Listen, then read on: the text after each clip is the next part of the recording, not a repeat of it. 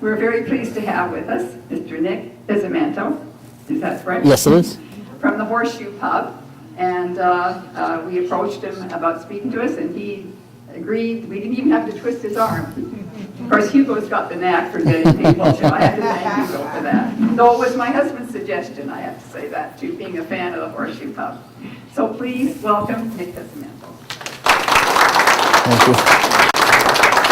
Are there any trivia questions with you? Well, we'll see when we get going. We'll see if we have some for you.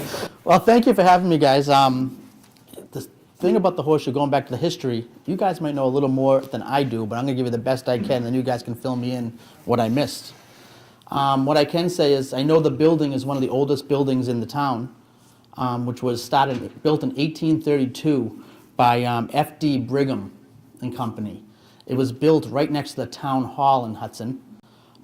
It stayed there for a few years, and I know that Francis Dana was the one who lived in the house, and he eventually left the house to move to what's now the senior center. When he moved up there, they ended up moving the building, which was near the town hall, because the town hall said it was too close to their property. So if we could move it, they'd be happy. So they moved it down to South Street to the present location it is today. And when they did that, that was probably 1880s.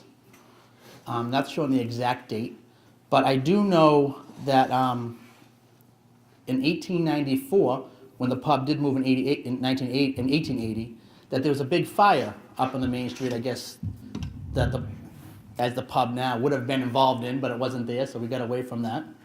So when it said moved down to South Street in 1880, it was right next to a shoe factory.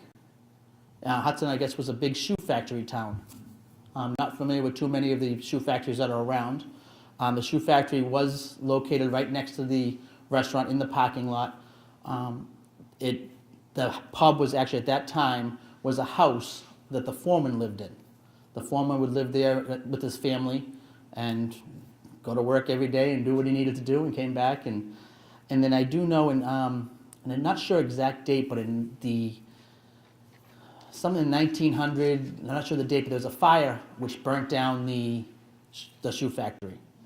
And at that time, they had the fire, they were sitting in front of at that time, the house, just spraying the building because it was so close to the shoe factory. And if you were to come in today, you guys would not be able to see it by just being a customer. But as you go in our attic, we still have the char from the fire on the roof from inside on the beams, which is kind of interesting for anyone that's looking at, for rebuilding and doing different things that we're looking to do there all the time. So it is still there. We're actually doing a little cleanup and renovation there shortly, and our contractors were very shocked to see the burnt beams, which is all safe. So don't worry about that. That's for sure. Like I said, I'm not familiar with too many of the people who lived in the house. I've heard many stories of people that lived there, haven't lived there.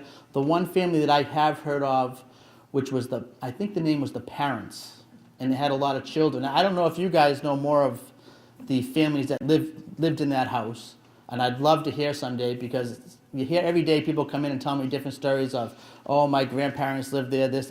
I don't know. I haven't been able to find it all, but I'm very interested in finding out if anyone does know that. But so my father bought the place back in 1980 in May with another partner of John Hogan, who at that time was a harnessed horse driver.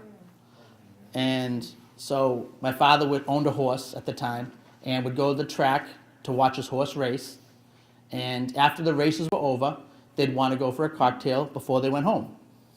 And they would sit there, have their drink, and say, oh, this is a fun business to run. So at that time, they were sitting there saying, oh, we could do this, we can do this. And back then, my father and mother owned a little place. If you remember what Gould's was on the main street, right across the street from Gould's, there was a little shop called Bags and Things. And that was a store my mother and father had. And they had that for a few years. It started off on South Street, moved up to the main street. And that's when my father had the racehorse. And they when they went out, they decided they wanted to open up a place, and heard that South Street, at that time, the South Street Tavern, which was open for 1 year, was looking to sell. And they thought it'd be very interesting. So they said, oh, we can do this. So they purchased the building in 1980 in May, and with the partner, John Hogan. And what we did is John Hogan decided to spread off, wanted us to go open up another business in Marlboro and leave the restaurant behind. And you know, at that time, the banks were great with us. They were like, oh, stay here. There's going to be a lot of work going on. There's going to be so much action coming down South Street. They had all kinds of things that were planning. So they talked my father into staying, which I'm very happy they did at this time. Because the place that the other gentleman went to is no longer in business, closed down, had a lot of issues, just part of a business. So we've been very lucky that the Horseshoe was still there 35 years later. So he opened the business. And in 1984, he bought out his partner. And at that time, we made an addition to the restaurant. Now, when you first walked in the pub in 1980, and I don't know if anyone remembers it back at the South Street Tavern, you'd walk into the door, which is not where it is now, it was over to the right a little more. And you walk in, there was a spiral staircase going upstairs. Being one of the oldest buildings, a lot of stuff was still intact way back. Well, I say way back for me, I'm sorry, that was in 1980. I was young then. But I walk in, it was really neat, the spiral staircase going up. You'd go up the stairs, and it was just bedrooms upstairs. And not set up, it was all dirty and just kind of falling apart. And so my father decided at that time we wanted to add on and make it a little bigger. So in 1984, he had a company come in. They took what's the fireplace room. If you guys remember the fireplace room, that is the new addition that we put on. And we also, at that time, just redid the bar a little bit. Business turned out to be very good. We had a little patio outside in the back at that time. Business was going really well.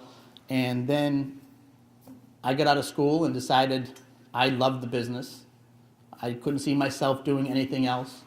Obviously, my parents said, go try something else, and I loved it too much. Wanted to stay.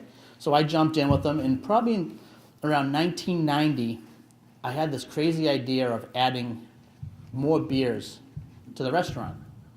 So he did the addition, and I said, we're just another place. You know, back then, it was more of a drinking establishment. Weren't getting many families in. I mean, families did come, but it wasn't like it is today. So we decided, at this time, it still wasn't going full restaurant at the time, but we decided, let's add in a few more draft beers. At that time, we had 3 draft beers, and I went to a beer dinner out in Boxborough and talked to a gentleman there who was a rep for a beer company, and he said to me he would love for me to come in and let me try some of his beer. So I said, I'd love to do it, but you're going to come in and help me set it up and put in some more taps. So he came in with 3 more taps. So I was like really big in Hudson. We had 6 draft beers. So we thought that was really big back then. So we did it, and it was great, and people were loving it. And these reps were coming in, pushing the beer, pushing it, really doing well with it. And they'd come into the bar, have some lunch, and sit down and talk about it. And they're sitting back, just looking at the back walls and just thinking of different things they can do. And he said to me that he could come in the front bar where we had 3 draft beers. He would like to add a string of beers across that would make it 30. I was more for it. My father was like, no, you can't do that, you can't do it. So I said to my father, Dad, you remember you said you got to spend money to make money. I said, you gotta follow what you said. So he actually said, all right, let's do it, son, we'll do it. So we did the extra 30 beers, and we saw business getting better. It was getting better and better. Saw just a lot more people coming in. So at this time, business was outgrowing what we had at that time. But at this time, we had as I said, the fireplace room. We had a little spot upstairs where we could do some functions. And we were outgrowing it, but more on drinking. And I wasn't, as a family, we weren't saying, the laws are changing, everything's changing. We'd like to switch it up a little bit and try to get more for the food. It's safer, and people that come and eat are going to have a drink anyway. So we said, let's do it. So we sat there and discussed how we're going to do this arrangement. And as we're doing all this, I had the crazy idea of, instead of having 30 draft beers, let's make it 80. So we went ahead and we put all the plans together. And I'm going to say about 12 years ago, we added the pub to what it is today. We added the extra back room for the dining room. We made the bar area a lot bigger, added the 80 taps now instead of the 30. And business today has grown tremendously because now it's not just a drinking place. People are coming in with their families and eating dinner. And it's improved. I can't even say, it's been crazy, which is very nice. We're very happy with it. It's definitely been a challenge because we had to start off. A lot of people still remember us as the old days where we'd go down there, listen to DJs and have a few drinks. And they walk in and go, I didn't know you can just, this was like this anymore. Now it's nice. You can actually, not that it wasn't nice, but you can sit down, you have a nice dinner, the high booths in the back, which if you know the restaurant at all, in the dining room area, one of the biggest things I thought we did was, people know the booth areas, where they're the high booths, try to make it more of the English style pub. And I've been to a few different English pubs, and the thing I found that people like the most is when they can be kind of buried with their family in a booth and not have everyone else around them interfering with their conversations. And they can go along with kids, aren't going to jump over the back of the booth to interrupt the other people eating dinner. And we put those in, and it was just huge turnaround. People loved it. So that's bringing us up to the new days today, because at today's point, we're actually looking at adding on again, not as much adding on, but cleaning up the place. When I say cleaning up, we're going to do a new siding. We're going to clean the outside. We're going to, the inside, we're going to do repainting, fixing the air conditioning, fixing the heating all over, doing the acoustics, because the acoustics in our place are very tough. That is going to all be fixed. We are looking to add some more room just to the different areas, make it cleaner. Not that it's not clean, but just clean up what has, after 10 years, you should always do a change into a restaurant so people don't get bored. You want to keep on changing. The menu's been changing, so we want to change the building. We've brought in a bunch of different chefs now that are really pumped up and ready to go and add some to the menu. The beer, like saying having 80, we're not going to go above 80. I stopped myself there. There was thoughts of 120, but I stopped that one. We have done a lot in the area to advertise. I don't really do much advertising newspaper-wise, TV-wise. But we have done TV. We've been on Phantom Gourmet. That was a very big hit for us. It helped us out tremendously. Got a lot of people to come in because of that. But I do a lot of events myself where I go out. I find that you can go to places and advertise, but I find if I go myself and go to these events, give away some samples of food, do charity events, and meet the customers myself, people like to meet who's the owner, who's running the place. So I found that more personable than putting a thing in the newspaper or sending a waitress to an event. I thought people liked to see myself, so I go out and I serve the food myself, which has been very big. We do a lot of events. We do maybe 7 to 8 a year that I go do. One of the big things we're doing in Hudson, which you guys I hope came last year or thinking about next year, is I'm one of the committee for the Spirit of Hudson, which we had a big food and brew fest in town, which to me was, to the committee, we put it out as, let's build up Hudson.